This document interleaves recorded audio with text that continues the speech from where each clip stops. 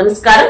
ఓటెన్ TV news కు స్వాగతం. వెనుకబడిన తరగతుల సంక్షేమ శాఖ ఆధ్వర్యంలో రాష్ట్ర ప్రభుత్వం అధికారికంగా నిర్వహించిన భగీరథ మహర్షి జయంతి వేడుకలు ఆదివారం విశాఖపట్నం జిల్లా గాజువాకలోని దుర్గానగర్ లో ఘనంగా జరిగాయి. ఈ సందర్భంగా భగీరథ మహర్షి విగ్రహాన్ని బీసీ సంక్షేమ శాఖ మంత్రి ఎస్ సవిత గారు, టీడీపీ రాష్ట్ర అధ్యక్షులు గాజువాక ఎమ్మెల్యే శ్రీ పల్లా శ్రీనివాసరావు గారితో కలిసి ఆవిష్కరించారు. ఈ సందర్భంగా భగీరథుని చిత్రపటానికి పూల మాలలు వేసి ఘనంగా నివాళులర్పించారు. అనంతరం జరిగిన సభలో మంత్రి ఎస్ సవిత మాట్లాడుతూ, ఇక్ష్వాకు వంశీయుడైన భగీరథ మహర్షి కఠోర తపస్సుతో గంగను భూమిపైకి తీసుకువచ్చిన మహర్షి సగర కులస్తుడిగా జన్మించి సమాజం కోసం చేసిన సేవలు ప్రతి తరం ఆదర్శంగా తీసుకోవాల్సినవని, రాష్ట్ర బీసీ సంక్షేమానికి సీఎం చంద్రబాబు నాయుడు గారి ప్రభుత్వం నిబద్ధంగా పనిచేస్తుందని అన్నారు. టీడీపీ రాష్ట్ర అధ్యక్షులు గాజువాక ఎమ్మెల్యే పల్లా శ్రీనివాసరావు గారు మాట్లాడుతూ, భగీరథ మహర్షి వంటి మహనీయుని జయంతిని రాష్ట్ర స్థాయిలో గాజువాకలో నిర్వహించుకోవడం